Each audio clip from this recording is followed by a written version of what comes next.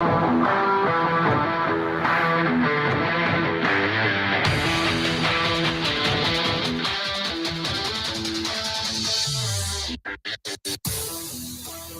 welcome to the Football 360 Show, coming at you live on X as well as YouTube. You can also catch us on football360show.com for all things Football 360 Show, old episodes, as well as catch the audio version, podcast only. If you want to drive along, you want to work out, you want to run, you just want to get away from your family, you put the AirPods in and listen to it on Apple as well as Spotify. I re-listened to it this weekend driving to Indianapolis. Made my son listen to it. There you go. We enjoyed it. It's kind of interesting to listen to yourself talk, but it's good. It's good listening. You're a football fan. It's fun to listen to. We actually did a show as you were driving to Indianapolis. Yes, we did. My son listened to that as well. We talked for an hour and a half. I was going to say, we did an hour and a half show. Yeah. The extended. It was a very good conversation. The Football 360 Show after show. The weekend edition. Yes. So, all that good stuff. He is Matt Bierman. I am JP Rock. You can catch Matt on his social medias at Elite Football on X, and then Elite Football Academy on Instagram. Right. And you can catch me at JP Rock MO on X and JP Rock Scouts U on the gram, as well as all things Football 360 Show at Football 360 Show on both Instagram and X.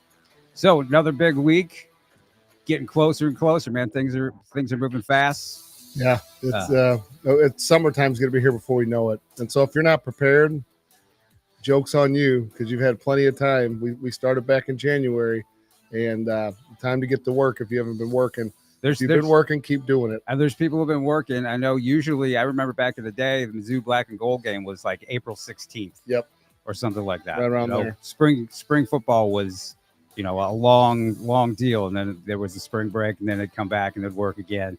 Really, spring football has been going since January 1st for all the college football teams. For sure. And speaking of which, we have a special guest we're going to kick off the show with, Mr. Brady Cook, Mizzou quarterback. Brady, how you doing? Thanks for joining us. What's going on? Thanks for having me on, guys. Yeah, former Chaminade Red Devil. Were they still the Red Devils when you were there? Yeah, still the Red Devils. The Red Devils. Have they always been the Red Devils, or am I? They were the Flyers. That's it. They were the Flyers, like for a short period of time. The Flyers, but I think that was well before my time. Yeah. So. Was that before your time? We're old. Yeah. We're a couple of old guys. So thanks for joining us, and here to have you talk about what's going on Mizzou wise, as well as you guys just wrapped up spring football. How was that? Yeah. Wow, spring came pretty quick, and it finished up pretty quick, it feels like, so we had a good camp. Obviously building a new team, a lot of new faces. Just the amount of new faces on the team. You come back from the Cotton Bowl in January, and you're introducing yourself everywhere you turn, to different teammates, different staff members. So that's obviously an adjustment, and I feel like spring ball was good just for getting to know your team, building that team, building the brotherhood, and we're back to it in April. So it really is a year-round sport, though. You guys you guys came back from the Cotton Bowl, and you have very little downtime, and then boom, you're really kind of back at it. It's a year-round sport. Yeah, that's no doubt about that. You get a couple weeks after the bowl game, spend with your family back home, and then you report back, and you're up in the morning running. That next day you get back. So that is always probably the worst feeling when you return to school and you have to get up in the morning and run, and it's no fun, right? You're there with your teammates. Obviously, it's a good experience to be with them, because if you're there by yourself, you'd be just a pure glutton for punishment. But that turn of events from that season ending to just working on next season, it's a never-ending journey, right? So I know this year you were, feeling you were still a little dinged up from the season, so you're repairing and healing. But last spring was a totally different experience because you had to get surgery, right? So, how was this experience this spring versus last spring? Yeah, obviously completely different, like you said, in a better way. And the thing I keep thinking about is like, how can I go further this year faster? And like, this is a big step because I'm not set back with an injury. I'm able to do everything with the team. I had a great spring camp. So for me personally, like, how can I go farther, faster than what I did last spring, last offseason? And I feel like I'm doing that right now. January, February was a lot about getting my body right, healing up from the season, preparing for spring ball. And, now that we're through spring ball, it's these next 4 months are about dialing in with the guys, making sure we're on the same page, physically, make sure everybody's, in the right spot, make sure I'm in the right spot, and, get ready for fall camp because it's going to come quick. Yeah, most definitely. You guys are, I mean, the number of pieces, I would say, what's the difference between, like, say, year one of being at Mizzou to now that the transfer portal is in full swing? I mean, you're talking about, transforming a team, within a 2-month period. And now you're right, the chemistry is there and you're the leader. So, like, I know that one of the messages you and I had back and forth with each other was, now this spring is, last spring, I think biasedly, I was thinking, well, Brady's the guy no matter what. They brought in some different guys, and we can get into that, like that whole, trials and tribulations you've been through. But this spring is a totally different experience. You're coming off, a huge Cotton Bowl victory, a great season, top 10 finish, and now you're the leader, right? You're the de facto leader. You are the guy who's running the show, and from the player's perspective, and now you have all these guys. So what is your mindset to bring these new guys into the fold? Because you need them, right? You obviously need to refill what was lost, and you need them to step in and not miss a beat. Yeah. I mean, like you said, I think just the confidence I have now as a leader is going to make a big difference in knowing the season we had last year and the respect that I have among my peers and teammates. That's going to help a lot leadership wise. And then just setting the example and the standard for these new guys. And I think, me and the other leaders on the team have done a great job thus far of spring ball and spring so far. So, setting the standard, making sure all these guys coming in know, how we work, how we do things, that the little things matter around the building, just the small things like picking up trash, making sure your locker's clean. All these little things play a big difference when it comes time, September, October, November, that's when these things show up. So really just setting the standard for these young guys and new guys and, getting ready to roll. Something we talk about a lot is mindset. And you really hit on it when you said, what can I do to keep getting better? What can I do to go further than you did last year? Discuss that from like your high school days up into this point. Discuss the mindset you have, because I always tell people, keep building. A lot of people say keep working, but you got to keep building. You got to keep building off what you had. And so sort of discuss that, as well as the fact that, every year there's somebody there who's going to take your job or going to be the man. And so you've had that competition, and talk about working through that and that mindset and dealing with that. Yeah. I mean, the mental part of this game, especially for quarterbacks, is, probably number one. First of all, you're always in a competition. I'm in a competition this year. I'm in a competition with myself. I'm in a competition with the other quarterbacks. I'm in a competition with other quarterbacks in the SEC. So, it's my job to continually grow, continually learn, try to get better. And I think it comes back to, just having a growth mindset. Just because we did this and this last year and finished top 10 and, Cotton Bowl, it's a brand new year. The ball is going to be placed down, is going to be hiked, and, we got to go make plays. We got to win games. So I think just having a growth mindset, not worrying about the stuff you can't control, because in football there's a whole lot of stuff you can't control. Right. But like I said, the ball is going to be placed down, is going to be snapped, and then you're going to have to prove yourself again. Also the pure perseverance aspect, because that's the other thing I tell people. Patience is key, but really perseverance is, because you've had to persevere through a lot of stuff, including the competition aspect, waiting your turn. I just said, as soon as you step on the campus, you're going to be the best quarterback that they have available. And that was under the Odom era. And so you had to work your way through that. You probably knew that. I knew that. Matt knew that. But talk about the perseverance aspect of having to everything you deal with and being strong like that. Yeah, that's another part of it. Playing quarterback at this level, you're scrutinized. You're under the spotlight. Like I said, you're always in a competition, and you're always working through all this stuff, every day. How are you working through this stuff? Mentally, are you in a good spot? Are you focused? So there's a lot of stuff to work through on that. And coming into Mizzou, no expectations from anyone that I would be a starter. Obviously behind a few guys, Taylor Powell, Sean Robinson, Connor Bazelak. And obviously this is my first year. And just getting a taste for that competition early on, and a taste for, this is my first time really being a backup quarterback. I get to college and here I am, number 4 on the depth chart. So getting a taste for that, getting a feel for that. And, as I move through, sophomore year, I'm not quite the guy yet. I'm still backing up, working my way up. And then, ultimately that last game of my, sophomore year, I end up winning the job for the bowl game. But I still have to compete that next year, to win the job in 2022. So I go through a whole nother off season, and that's, constant. You're hearing stuff online, you're being scrutinized, you're being compared, and that's tough. Obviously it's a part of it. It's a part of quarterback. It's a part of playing at this level. But it's definitely tough. I can tell you that. And then, finally winning the job. That's a day I'll never forget. August 9th, 2022. I remember I got told I was going to be the starter.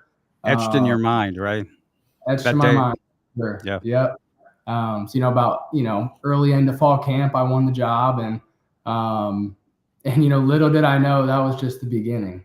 Just the beginning of this journey of persevering, fighting through different things. And, obviously I think you guys know, and a lot of people listening in know, 2022 was a tough year for me.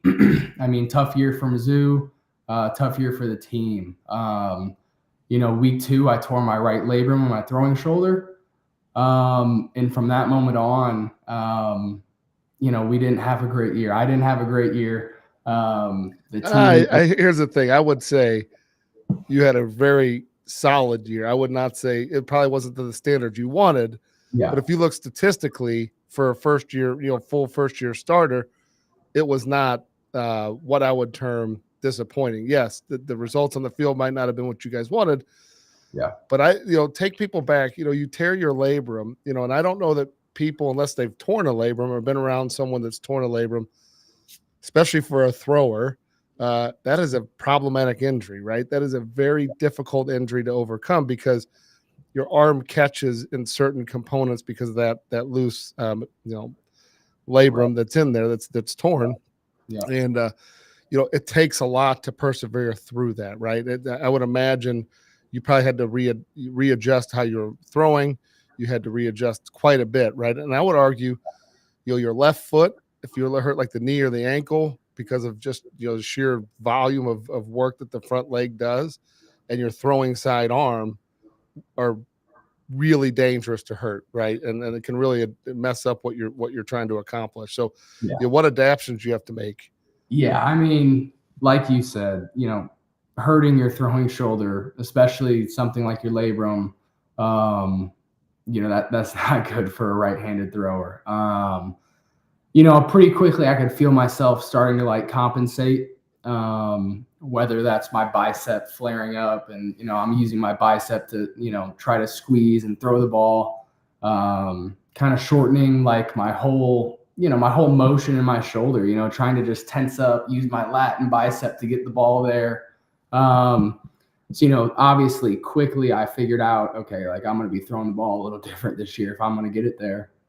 And then, just the day in and day out grind of the season and what this caused, just time wise, I was taking time away from, everything else just to be able to practice, just to be able to, be healthy enough to get out there and throw the ball at practice. So, it took a lot of hours in the training room. I mean, hours and hours and hours every single day. And it was tough. I mean, mentally it was tough. Physically it was tough. And, I'll say this, I'm still dealing with some of the effects from that. My shoulder has still, flared up every now and then. There's still some, different things you work through. So, It was a pretty significant injury, but I'm definitely stronger for going through it. I'll say that. Yeah. So what do you draw on? Would you say strength wise? What are you drawing for strength through that? Is it family? Is it faith? Is it what is it? Would you say? Yeah, I think for me it's definitely family. My parents are incredible. They've been there the whole way. That I don't think they've ever missed a game, to be honest. Matt, you could probably, answer that. Yeah. They were very supportive all the way through the process. Yeah. It's still are to this day. I mean, very much involved, and it's beautiful. It's awesome to watch, and it's interesting. So, you bring up your parents and watching you as a little guy. So I think I met you like in second grade. So he's a little quarterback who's playing at the O'Fallon Junior Renegades on a really good team for his age group, really competitive, and it starts out as fun, right? Like with all little kids, it's like they're coming in, yeah, they're competitive, but it also has to be fun because you're just learning different sports because you were playing, other sports as well, baseball and basketball. But, Brady was a kicker. He was doing all the different things on his team. And it was really neat to see because, his mom and dad were both involved in the process. And what I will say about your parents, and believe me, I've seen all kinds of different parents walk through the doors as you've seen over the years. Never, ever, ever forceful in anything, always supportive. And I always tell your dad, I go back and he would ask me every once in a while, how do you know this stuff works? That was like the only question. I've heard him say that. Yeah. and I would smile and say, it works. Trust me. And it's years and years of doing this and working with kids. And I do prefer to start guys when they're younger because you can mold them and teach them things that they don't have the bad habits that you're trying to fight through. So, but your dad, I remember this year I saw him after the Tennessee game and I said, hey, remember how you used to always ask me how I know this works? And I said, pretty sure it worked tonight, right? So we started laughing about it. But your parents are highly supportive of you, right? And I will say, there was a moment in time, and I can't remember what grade you were in, but someone wanted to see, and it might have been Mizzou, someone wanted to see some video of you throwing. And so your mom came in, she had the marching orders with whoever gave it to, so we filmed it.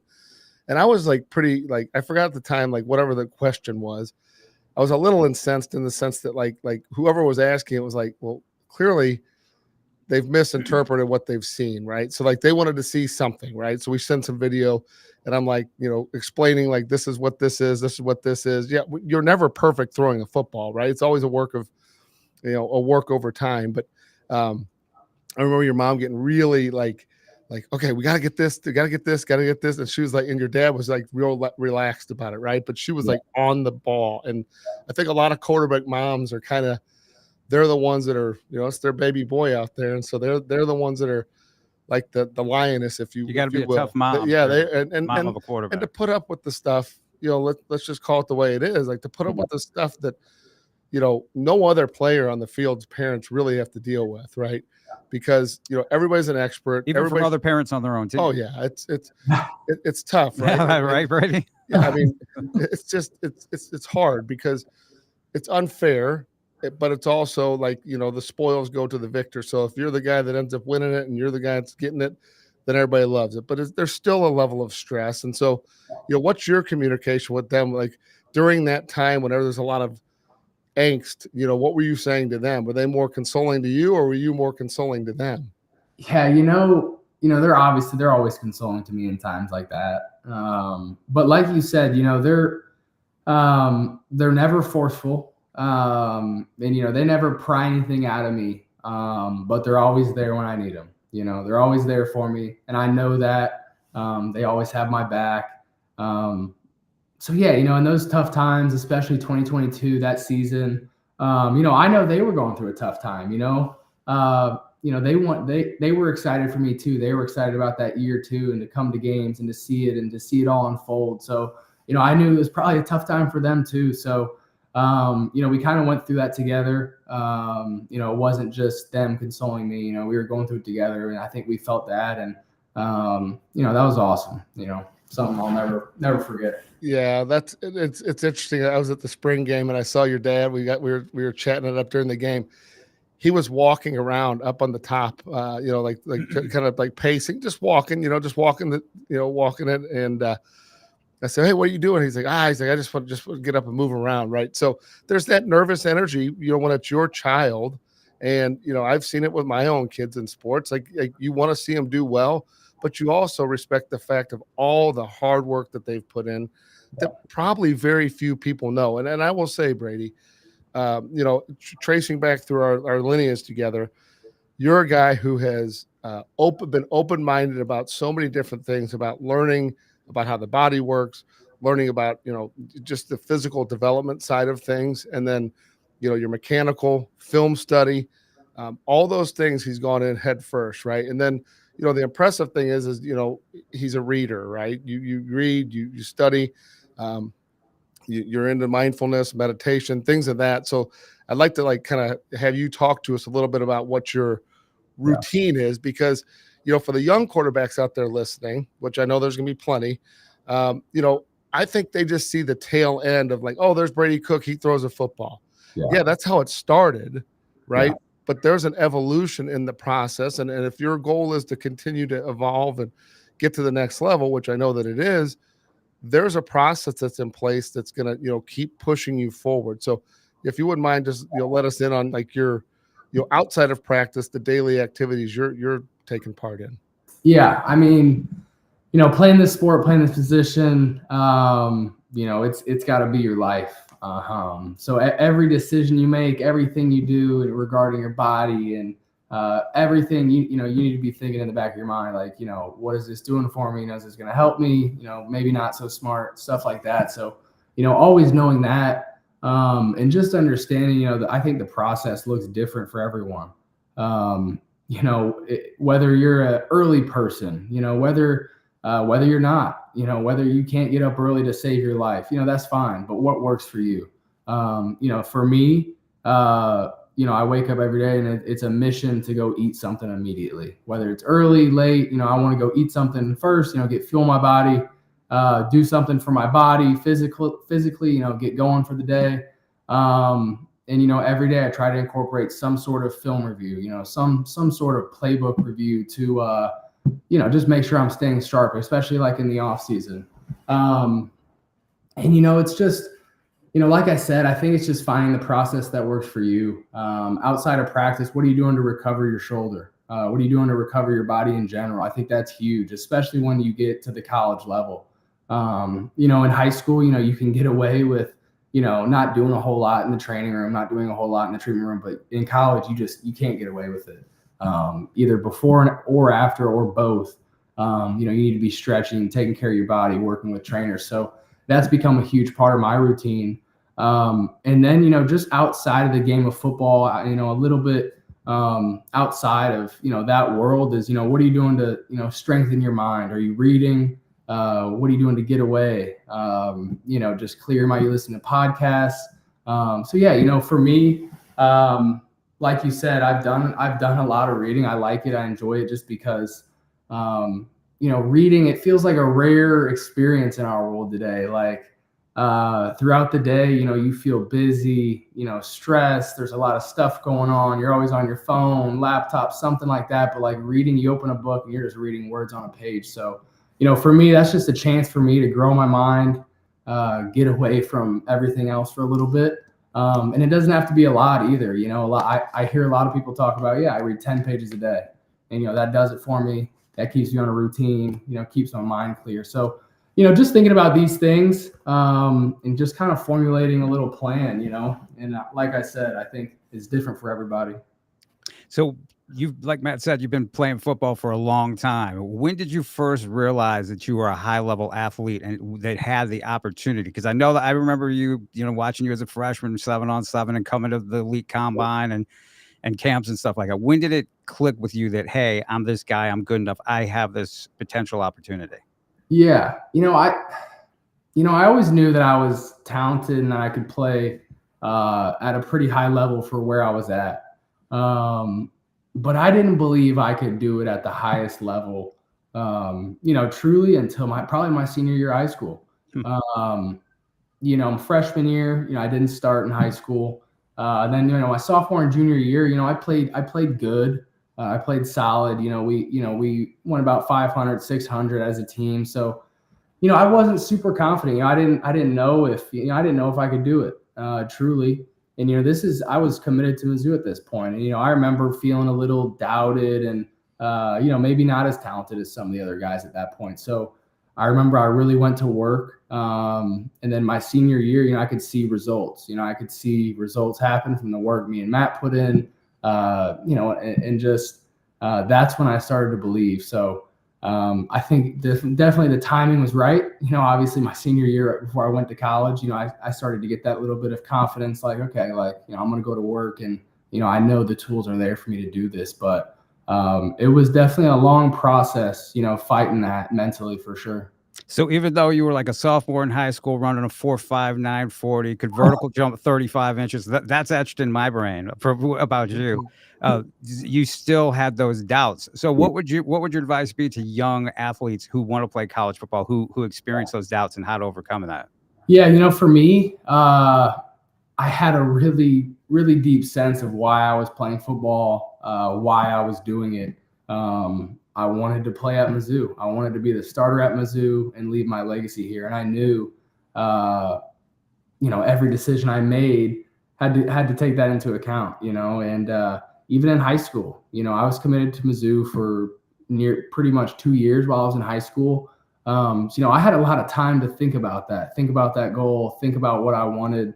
And when I got to Mizzou, it was already so etched in my mind, that nothing was going to stop me. So, what I would say is, you got to know why you're doing what you're doing.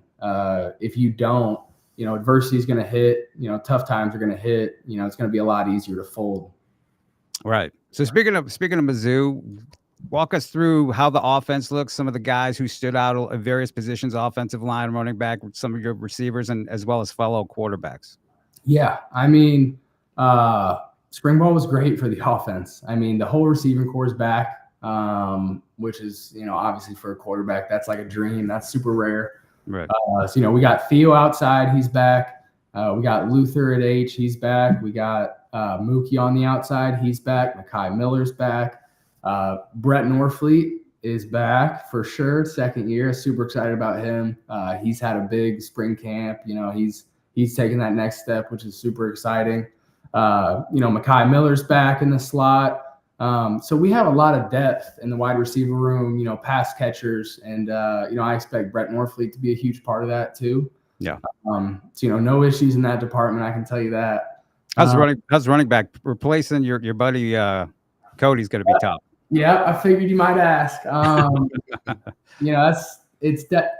don't think you can replace Cody Schrader. I think that's a hard thing to do. But we're not really trying to replace Cody. It's a new year. We got 4 or 5 guys that are going to compete for the job. And, I think it's going to become clear in fall camp. These guys, there's four of them right now that are battling it out. Every day they're grinding. They know it's their job to lose. And, it's going to be a heck of a battle for sure. So, I'm excited to see that one pan out. So that one's still up in the air. That's to be determined. That's to be determined for sure. I think that's solid, because then you get guys that are pushing the next, right. They're pushing for the next 3-4 months to better the team. Right. How about your offensive line? Yeah. Brick wall. Nice.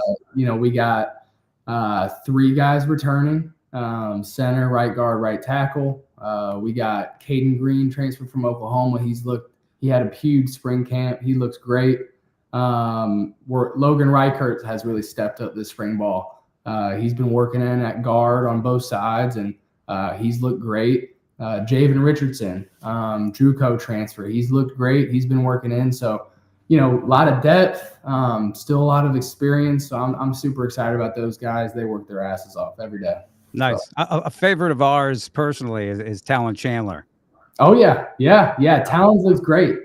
He had a big spring ball. I mean, for coming in, graduating early, I've been there. I've felt that. And he took it. I mean, he took it on the chin like a champ.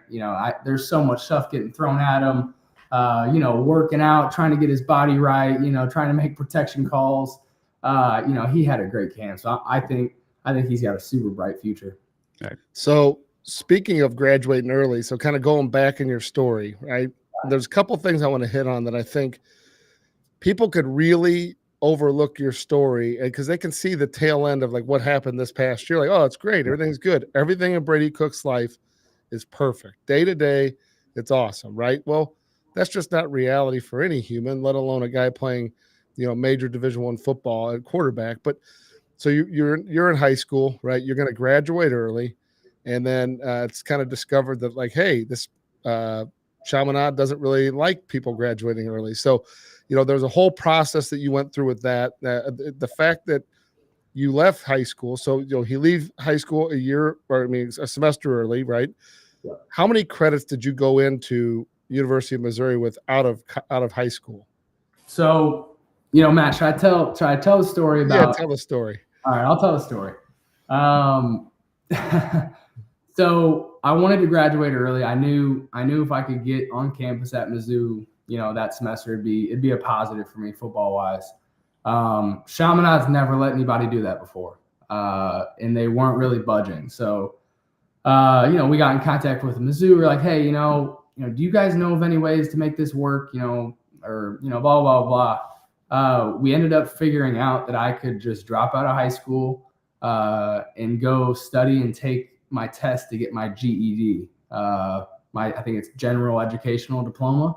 So not quite a high school diploma, but a GED. And I went and did it. This is like, so I dropped out of high school and I went and got my GED. I think this is November, December, right before I got to campus. And Chaminade ended up coming back later and allowing me to take a couple classes in the spring while I was at Mizzou to finish up and give me my diploma, which was nice. But I definitely had that uncertainty. I remember that well. Going into it. So, that's definitely something a lot of people don't know. I kind of just did that in the dark. But the crazy thing is you had 20 plus hours of college credit already? I think I was right at like 30 hours. 30 hours. So when I got to Mizzou, and I graduated early too, I already had 30 hours, and I took 15 that semester when I graduated early. So, by the time a normal freshman got on campus, I was already like a junior or something. Right. I think not many people know that too. So I know that process that you went through, like there's a lot to all of this, right? And so there's every angle you turn, there's some kind of issue, right? And that's no different in business, no different in life, right? But let's go back in the recruiting process because I find this really interesting. So you're at the Lindenwood Mega Camp. I remember they walked over, they're like, hey, we're offering him. Like, and one of the coaches was like, all right. And he's like, we're not going to get him, but we're going to offer him, right? So you're a young guy. And then shortly thereafter, you get the Mizzou offer. And I remember this night extremely well. I was training and you called, you're like, hey, I'm gonna commit to Mizzou, right? So we have the conversation. And you can walk me through this whole story and tell everybody because it's very interesting. I think a lot of kids need to understand how this kind of works as well. So you're going to commit. And I remember saying to you, like, hey, do not text him. Like the quarterback coach, OC, Derek Dooley, I believe is who it was. Is that correct? Yeah. So he says, so you do whatever and send him a message because he doesn't answer. And then he gets back to you. And what does he say when you're like, you tell him you have something you want to tell him, which he then knows it's going to be, you're going to commit, and kind of walk us through what happened there. Yeah. So obviously, like you said, I called you. I knew I wanted to commit. I knew I didn't want to give up this spot to anybody. I knew that they were still offering quarterbacks in my class. Why risk it? Let's do this thing. So I ended up sending Derek Dooley and Coach Odom a text. And I kind of get different vibes from both of them, if you remember right. Oh, yeah. Coach Odom was more like, all right, let's do it. Let's announce it. Let's get it out there. So excited, first commit in that class. Coach Dooley was more like, okay, well, I just offered this kid not too long ago. We still need to evaluate. I need to talk with Coach Odom. Kind of took the air out of my tires a little bit, if that makes sense. And it kind of not the response you want to hear. Not the response I wanted to hear. It made me nervous. It made me think, oh crap, I've been, I've been kind of sitting here and, this offer is not even quite committable right now. Is that what we're getting? Yeah, that's what it seemed like. I mean, you were crushed. I remember talking. I remember very shortly after that having a conversation with Barry Odom about like, hey, what in the world is going on? And to his credit, he immediately righted the wrong. I mean, he did. Immediately. And you look back at that moment in time though. So like everybody sees this past year. Yeah.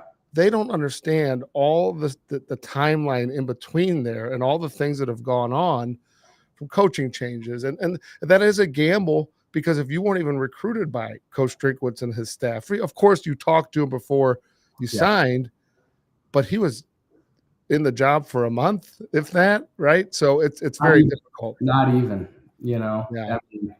You're not his guy. And, there's that all of that gets brought into this. And then, the admirable thing, in my opinion, again, who am I? But the fact that you're there, you've done what you said you were going to do, and you fought through all the adversity, and technically you weren't even their guy, is beating the odds. And believe me, people watch that stuff. NFL scouts watch that. We live in a day and age where people are so easily dissuaded, and then they just jump ship, right? And then they don't resourcefully innovate. Like that story of what you guys did when you wanted to go down early. You needed to get down there early, because had you not, it probably would be a different story. So you get down there, you work your tail off. But if you didn't resourcefully innovate and come up with a solution to get down there, we might not be having this conversation in this vein, right? We might be talking to, you in a different place now, right? You'd be successful wherever you're at, but there's so many different moving parts to this. And I think not getting worried about things you can't control. You said it perfectly, right? So, you fast forward into the season. Like, I know this year your mindset was totally different, right? Like you're coming in like, hey, I'm going to do this. I'm feeling healthy.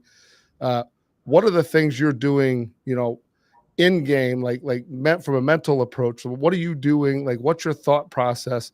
Obviously you're watching film, you're with your OC, you're working on all the things of getting all the pieces together, but what's your mindset on the field?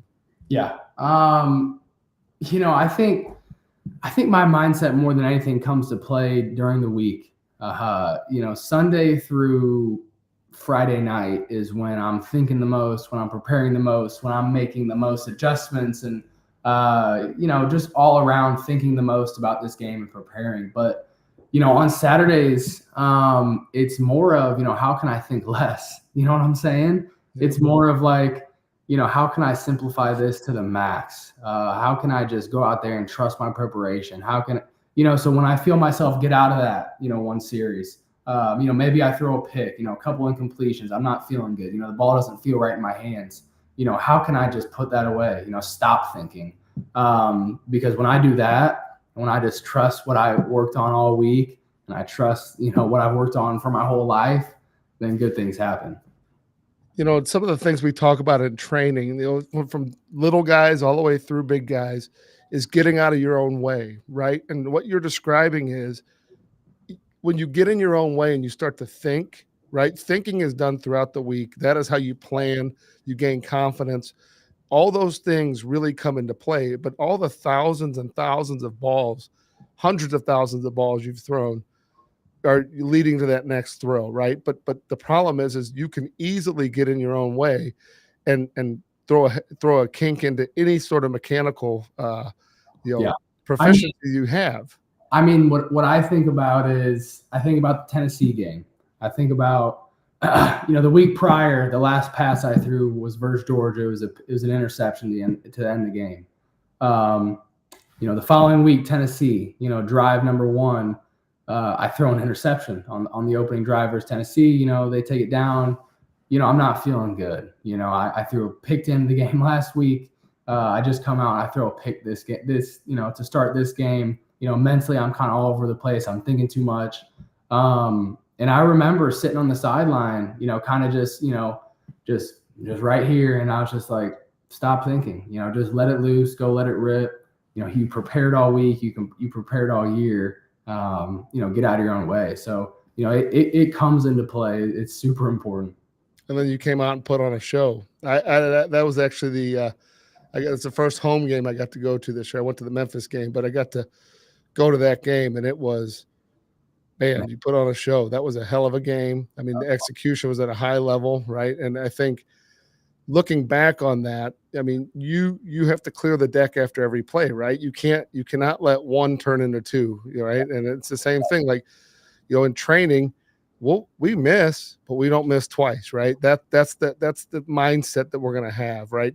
It's funny. I was looking at some film the other day, and it was during the, let's just call it, your off period after during your freshman first semester of COVID, which we got to spend a lot of time together because there was nothing else going on. And Brady was in town. A guy named Nate Martins was in town. Sean McGuire, who was a quarterback up in Winnipeg for the Blue Bombers at the time, were in town, just throwing the ball, just constantly. And we're like doing trick shots, and like guys are doing all sorts of, a lot of reps, man. Yeah, a lot of reps. And I look back on that time, and honestly, it was probably very beneficial for you because you had just a big enough taste of college football, but then you're back kind of in your training ground, if you will, preparing, because a lot of guys went home and didn't do anything, right? And but we almost lost poor Brady. There was one day, and I think we probably still have it on film, and you probably know what I'm talking about. I come in, and he's like, "You are not going to believe what happened to me," right? And so that we had a new rack that someone had given us, like a I don't even know, it's just like a rogue rack that has all sorts of equipment on it that would appear to be very stable, right? I mean, it's big metal. It looks like it's bolted in. It looks like it's bolted to the ground. It's a big metal, shelf. And somehow Brady had gotten on there. He was just doing some sort of like pull down, like with like a strap. Yeah. And that thing came down, and you basically went right through the middle of it, like blessed. I mean, all of us were blessed. Like, and he was laughing about it. I was like, no, like that was not good. But it was one of those things where his reaction was unbelievable. But it also shows that, hey, by the grace of God go I, right? Like, hey, you're living good, right? So we survived that whole period of time, but it was fun looking back on it. But looking at like something you said, JP, and he hit you on, when you were in high school and you don't have the confidence maybe that you think you do because your team is good, but maybe it's not the one that everybody's talking about, let's say CBC at that time, because they were rolling, right? Yeah. But you guys had solid players in your team. You were a good leader of those guys. Yeah. But it's interesting, and I've referenced this numerous times on our show, because when you were a sophomore, obviously I knew, the question would be, like, when did I know you were a guy? I would say like that freshman, sophomore, right in that range. Like, because I saw you at the Lindenwood camp, I'm like, oh yeah. And JP's talking about your combine exploits, which again start to paint a picture. But we had Jacob Buffa, who you know well. He's now the director of sports science for the Astros. But he comes into my office one day. He says, "Hey, who's Brady? Who's this Brady Cook kid?" And I said, "Oh, he's quarterback, Chaminade. He's good." He's like, "Oh no, he's really good." I said, "What did you watch him play?" He's like, No. He's like, if you look at his scores, so we have this, the testing apparatus called force plates. Brady's scores were off the charts, right? It's a predictor. And the predictor was like, hey, it's showing up now with how well you run in game as well as test. And so, I was talking a couple years ago when you were in the heat of the battle with one of the coaches on Mizzou's staff, and he said to me, hey, the perception is Brady's not, and like as athletic as maybe one of these two of these other guys. And he's like, it's not even funny. He's like, he is much more athletic. And he goes, the proof's in the pudding. He's like, we monitor these guys on catapults every day, like what they have a GPS in their jerseys. And he's like, his outputs, it far exceeds all the other quarterbacks, if not all the other players. So that's effort and just overall athleticism. Yeah. But so I look back in time, and it did identify you, right? But what were the things, from a lifting weights and running and training, like what was your mindset then, and how is it different today? Yeah, I think early on in high school, I was just lifting as much as I could and as often as I could, and for some, and for me at that time, it kind of worked. I was able to, pick up my weight pretty quickly. I was able to gain some strength pretty quickly. and I was just running. You know, I didn't do a whole lot of super technical stuff as far as like lifting and, you know, running goes. Like early on in high school, I was just doing it. You know, I was just doing as much as I could and trying to pick up that weight that I needed. And you know, it's kind of as my career developed and as I got more experience and I realized how important, you know, developing your body was and training, I just started to learn more, and like the force plate stuff plays a huge role in that. And just kind of doing periodic tests to see where I'm at. You know, are my hamstrings, you know, do I need to strengthen those? Are they too tight right now? Do I need to strengthen them? Are they weak? You know, what does my T-spine rotation look like right now? You know, am I getting all the way around? You know, where's my shoulder at? You know, do I need to work on shoulder strength, shoulder mobility, you know, internal, external rotation, you know? So all these things started to come into play, and, you know, especially at the college level, you know, it takes it to a new step, you know, and every day you're working on specific things like that. You know, you're not just going in and lifting as much weight as you possibly can. You know, I can tell you from experience, I haven't PR'd at Mizzou on squat. I don't know if I ever have, you know, so that type of stuff isn't necessarily as important as like really understanding where your body's at, and, you know, making it specific to like what you need. That's what I would say. How were your testing numbers this Yeah, you beat me, Tess. I was just going to winter? ask that. Yeah. So Share a brain sometimes. Yeah, we do. Yeah, so we test this spring in about a month. So Okay. we'll do the 40 tests, we'll do L drill, 5, 10, 5. We'll do all of it, vertical. And I've had pretty good scores in the past. And you know, it's always fun because, you know, our strength coaches want to kind of give us this baseline, you know. So first of all, for the guys, you know, who go to the NFL the following year, you know, you kind of have that baseline, you kind of know where you're at going into training. And also it's just a competition, you know. Right. You know, we're always looking for ways to compete in the off season, you know, because it's obviously, you know, all these guys, all my teammates, that's what we love to do. So, you know, we take it very seriously. You know, we train in April, and then in that first week of May, you know, we'll go through all of these testing. You know, the coaches are out there, the strength coaches out there. It's all tested. So, Well, what are your predictions? Where you think you're at? Where have you been at? How about that? Yeah, you know, I've been right at a 4.5 flat 40. So I want to get into the 4.4s on the 40, which I think I can do.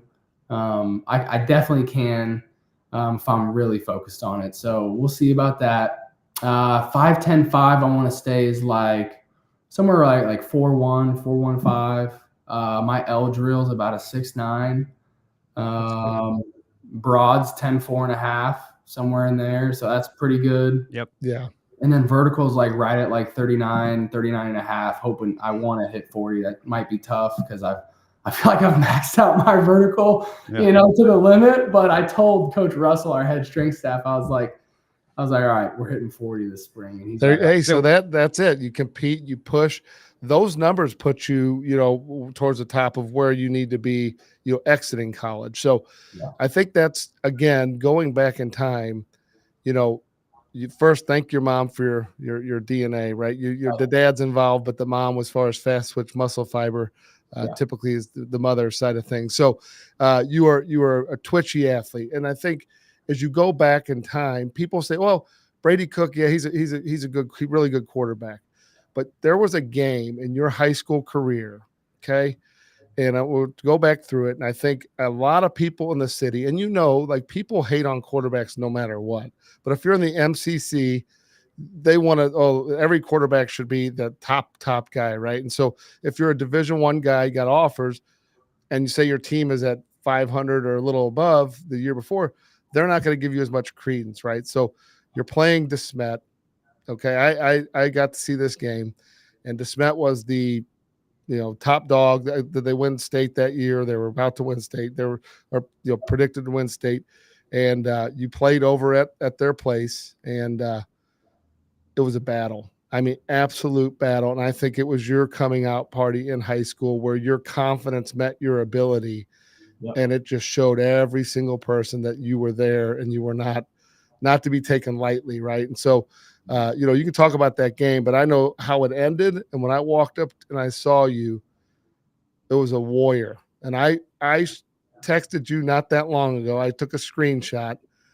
I had texted Barry Odom after that game, and I said, you got an absolute warrior coming your way. Little did I know, and little did he know, he wouldn't be there 3 months later.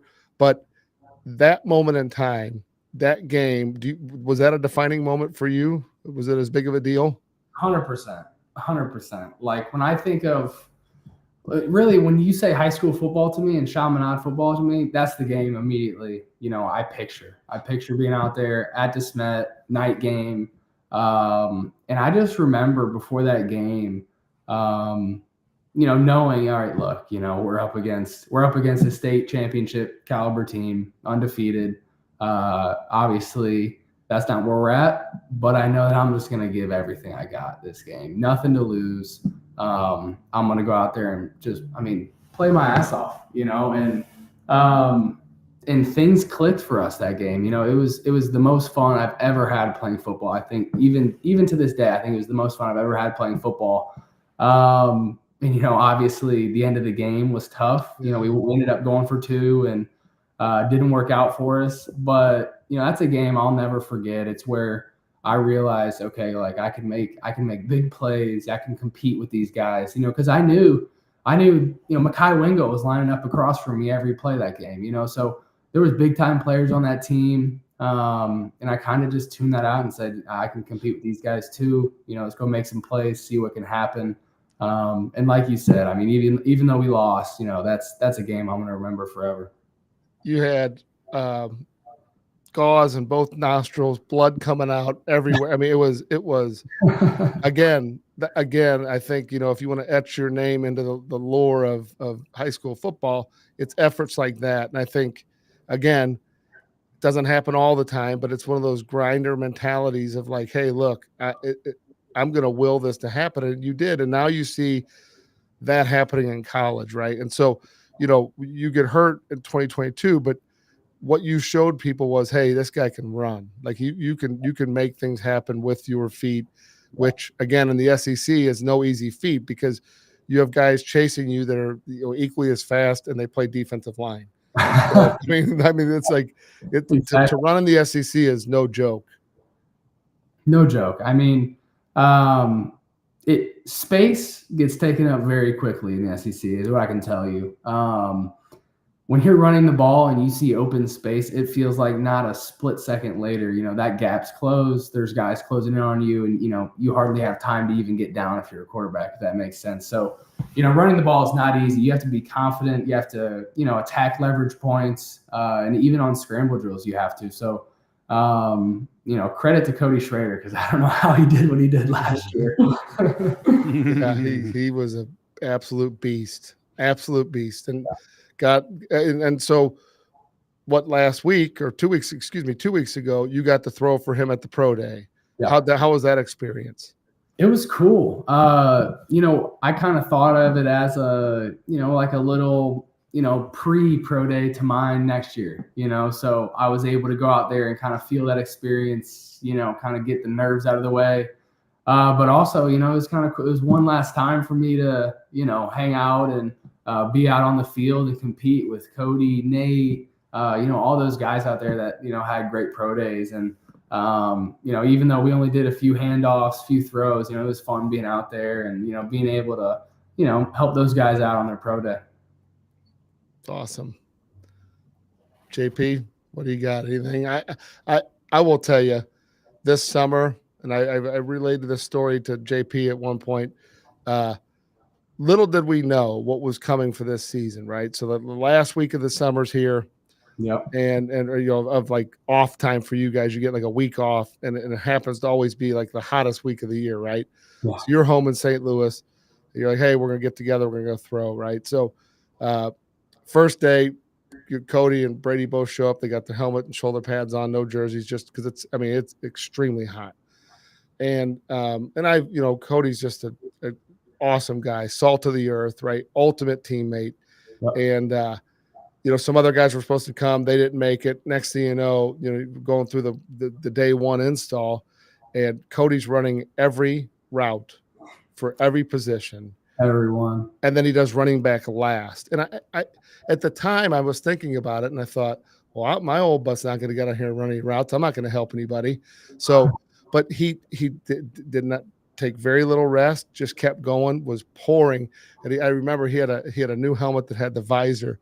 Yeah. And he says, a couple minutes in, I don't know if this visor is going to work this year. He's like, I have no, I mean, he was just sweat everywhere. It didn't work either. Yeah, and he ended up not wearing it. So, I look back at that moment in time, those couple of days that you guys worked out before then, and I think to myself, like, what a special time in Mizzou football history, because you guys, you willed it. I mean, yes, obviously there's other teammates on the team, and it's a team effort, but you two, definitely the bond and the click, and just synchronicity you two had together is special, right? And I don't know that you find it with another guy, maybe you do in the NFL, but the chances of that happening is just a special time. But Cody's one of those guys that left his mark at Mizzou. You're still leaving your mark at Mizzou with another year to go.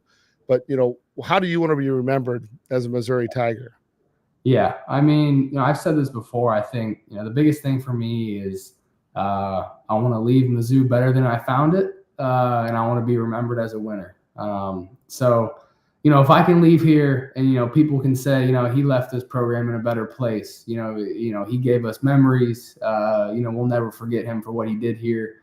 And he always found a way to win. So those two things, and also just how I carried myself. I firmly believe I have a really unique platform. Especially in Missouri. I am constantly interacting with people in KC, St. Louis, Columbia, fans. So how I interact with those people and the legacy on that side is really important to me too. So you mentioned Pro Day. Did that make you think more about? It's pretty obvious you're going to get an opportunity to shot at professional football. Have you thought much about that? Have you thought about life after that? And then you have something coming up that we wanted to discuss. Yeah. I'm trying to keep the main thing right now. I think that's going to be huge for me the next 4 months, April, May, June, July, going into fall camp. So trying to keep the main thing. And, I know that, that process is definitely in the back of my mind. I'll be ready for it when it comes, but trying to keep the main thing. So, Right. What about like life after football? I know that just from your mentality and all you've been through, everything, you'd make a good coach, in my opinion. Have you thought along those lines?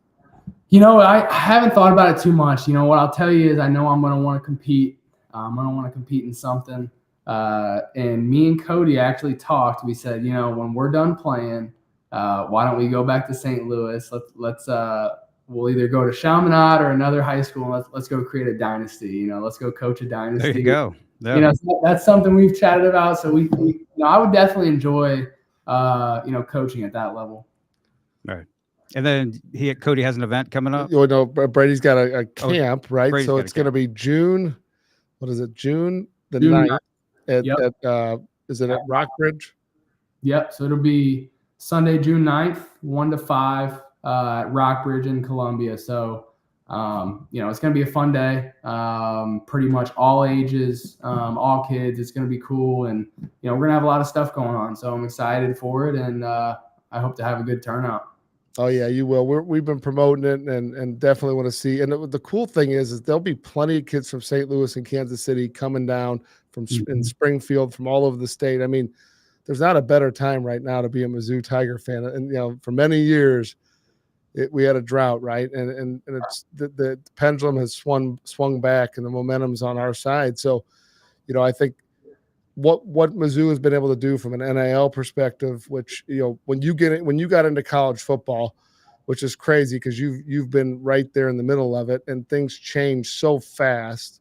Yeah. You've been the beneficiary of it, right? You have deals with emos and you got with the car wash. I mean, you got all kinds of things going on that, quite honestly, you're the perfect person to look at that, because not only are you, on the NIL side of things through the collective, but more importantly, your personal brand, right? And last thing, I guess, before we get out of here, I want to ask you, what's your perspective, of getting, getting money coming your way, right? You before athletes didn't have that. Now you're in the middle of it.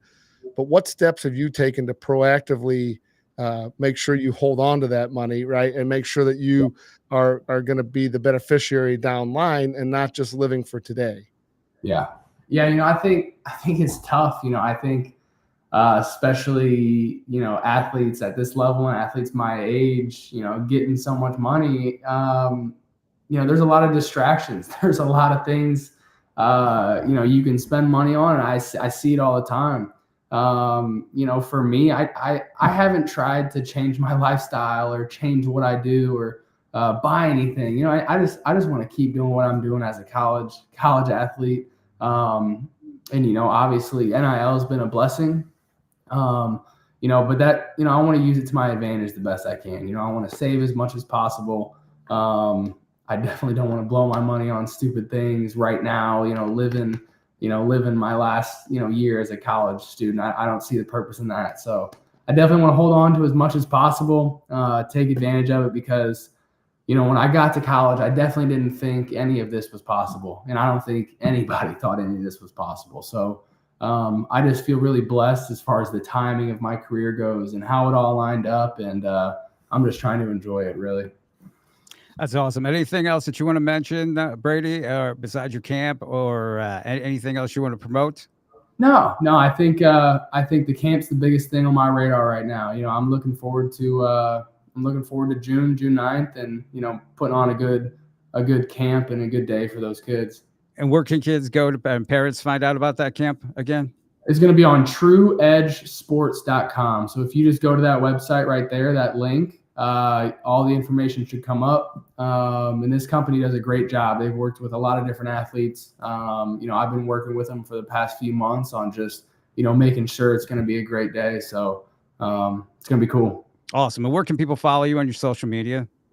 So Instagram is Brady.Cook. And then Twitter, or X, sorry, is QBCook12. That's we do this. OG. Yeah, we do the same thing. Yeah. we still call it Twitter. So Brady, really appreciate you taking this hour to spend time with us.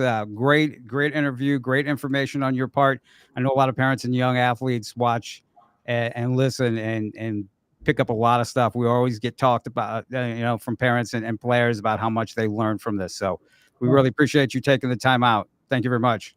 Yeah, thanks to Matt and JP for having me on, putting this together. This was really cool. I enjoyed it. All right, we'll have you back. Brady. All right.